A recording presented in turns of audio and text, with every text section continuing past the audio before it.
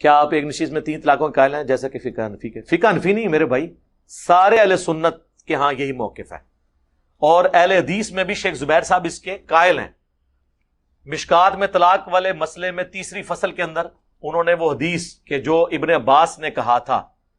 ان کو آ کے ایک بندے نے کہا کہ میں نے اپنی بیوی کو ایک مجلس میں 100 طلاقیں دی ہیں، تو انہوں نے کہا 3 طلاقوں سے تیری بیوی ہمیشہ کے لیے تجھ پہ حرام ہو گئی، اور 97 طلاقیں تو نے اللہ کے ساتھ مذاق کیا ہے۔ اس کو شیخ زبیر صاحب نے کہا یہ حدیث حسن ہے۔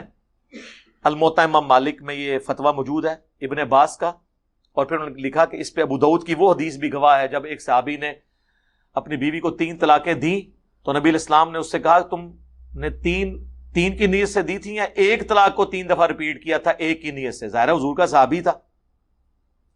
تو ان کا نہیں یا رسول اللہ میں نے ایک طلاق کو 3 دفعہ ریپیٹ کیا تھا ایک کی نیت سے۔ آپ نے کہا اللہ کی قسم اٹھاؤ، انہوں نے اللہ کی قسم اٹھائی، پھر فرمایا آپ نے ایک ہوئی ہے، تو یعنی 3 کٹھی 3 ہوئی ہوتی تو حضور کو قسم اٹھوانے کی ضرورت نہیں تھی، انہوں نے کہا میں نے ایک کو 3 دفعہ ریپیٹ کیا۔ اہل سنت کے ہاں یہ اتفاق ہے، ابن تیمیہ سے پہلے کسی نے اس کو ہنگامے کے طور پہ کھڑا نہیں کیا اہل سنت کے ہاں۔ اور جاوید احمد غامدی صاحب بھی اہل حدیث کے اس مسئلے کے قائل ہیں، اور وہ کہتے ہیں جی اکثر مسائل میں وہ کہتے ہیں الموطا امام مالک اس مسئلے سے خالی ہے جو پہلی حدیث کی کتاب ہے، تو میں کہتا ہوں غامدی صاحب الموطا امام مالک طلاق کے مسئلے میں آپ کے موقف سے خالی ہے، اس میں تو سارے فتوی صحابہ کے یہ لکھے ہوئے ہیں کہ ایک مجلس کی 3 طلاقیں 3 ہوں گی، اور ابن عباس کا فتویٰ لکھا ہے جس کے اوپر آپ نے پورا مقدمہ کھڑا کیا تھا مسلم کی حدیث کہ نبی علیہ السلام کے زمانے میں 3 ایک ہوتی تھیں، پھر حضرت ابوبکر کے زمانے میں، حضرت عمر کے زمانے میں۔ اگر یہ کچھ تھا تو ابن عباس خود کیوں 3 کو 3 شمار کر رہے ہیں؟ وہ غیر مدخولہ کے لیے تھا جو امام نسائی نے باب باندھا ہے کہ جس عورت کے ساتھ مرد صحبت کر لے نا اس کی ایک مجلس میں 3 طلاقیں 3 ہوں گی، اگرچہ یہ گناہ ہے لیکن اسٹیبلش ہو جائیں گی، جس طرح مسلم میں حدیث ہے حالت حیض میں طلاق دینا گناہ ہے لیکن اسٹیبلش ہو جائے گا۔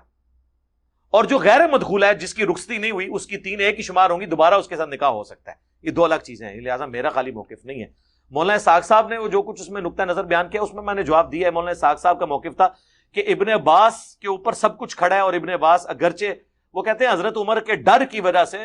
فتنے سے بچنے کے لیے وہ 3 کو 3 کہتے تھے، تو مولانا اسحاق نے بھی خود مان لیا ہے کہ ابن عباس جس پہ سارا مقدمہ کھڑا ہے وہ بھی 3 کو 3 مانتے تھے۔ دوسرے حصے کی میں نے نفی کی کہ ابن عباس تو کسی سے نہیں ڈرتے تھے، ان کی تو مسند احمد میں حدیث ہے کہ قریب آسمان سے پتھر برس پڑے کہ میں تمہیں رسول اللہ کی حدیثیں سناتا ہوں اور تم مجھے کہتے ہو ابو بکر عمر یہ کہتے تھے حج و تمتع کے مسئلے میں، وہ تو ڈرتے ہی نہیں تھے۔ اور سنن نسائی میں موجود ہے، انہوں نے کہا میں تلبیہ کی آواز نہیں میدان عرفات میں سن رہا، تو لوگوں نے کہا کہ حضرت معاویہ کی حکومت ہے انہوں نے پابندی لگائی ہوئی ہے، تو انہوں نے کہا کہ انہوں نے بغض علی میں نبی کی سنت کو چھوڑ دیا۔ پھر انہوں نے باہر نکل کے خیمے سے بلند آواز سے کہا لبیک اللہم لبیک۔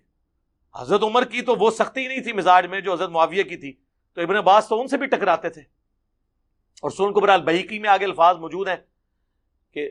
ان کی ناک خاک آلود ہو، انہوں نے بغض علی میں نبی کی سنت کو چھوڑ دیا، ان پر لعنت ہو۔